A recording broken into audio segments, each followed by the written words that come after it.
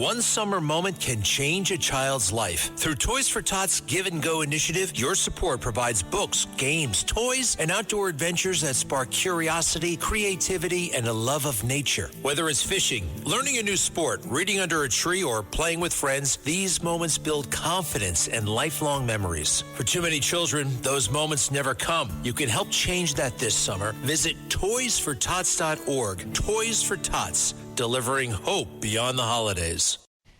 Sunday morning, 4th of July weekend.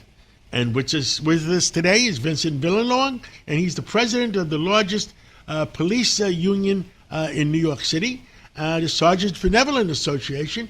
And, well, Vincent, Happy New Year, and Happy New Year. Well, I'm losing it already. Happy 4th of July. Happy 4th of July to you, too. Maybe I was wishing for a New Year.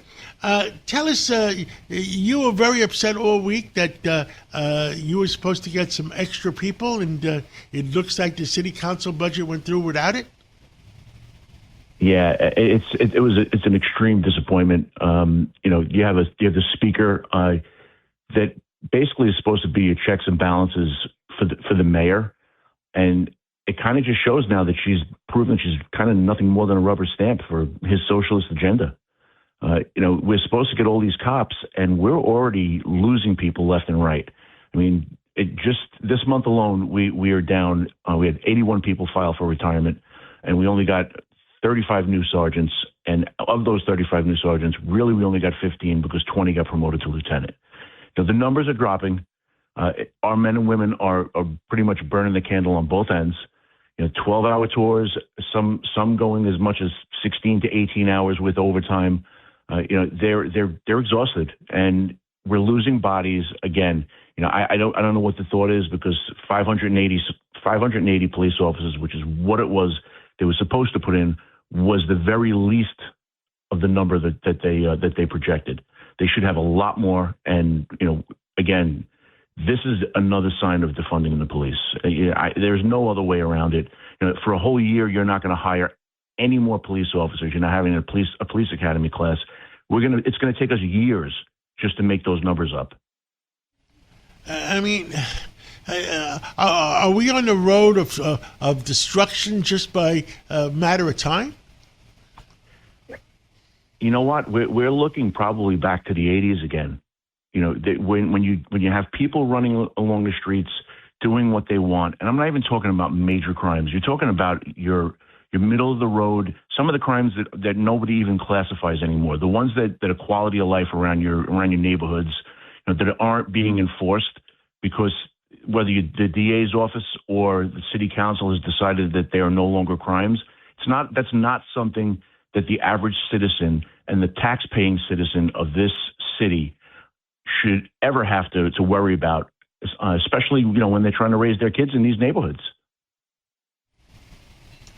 It's horrible because the one thing that I said is non-negotiable at all times, and I said that to the governor's office. I said that to the state council, the state assembly, and the state senate, and the city council, is the quality of life in New York is non-negotiable. That's the number one item. What else do you want to see? What else would you like to tell everybody on the 4th of July weekend? Well, listen, this is 250 years. This is a great country, and the most important thing about this country is our ability to vote. And many men and women died for that right. And it just seems as if, people have to wake up. You need to educate yourself again. You can't just let these politicians come in and change our way of life. Voting, when you go out to vote, there's a consequence to it. If you don't go out to vote, it's even worse, because you get something that you never intended or never wanted. Understood.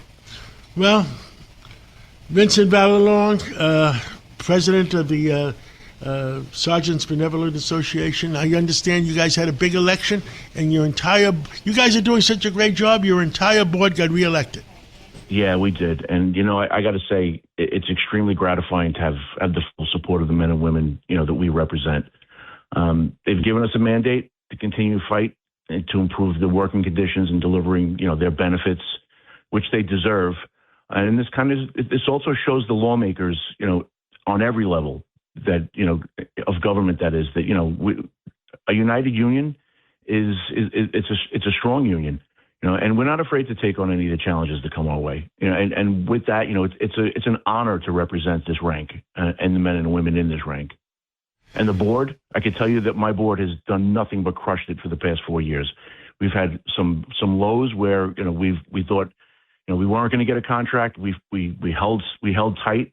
They were tireless in their efforts the last few years, and their help, pretty much, with their help, they delivered a strong contract. We fixed the wage disparity.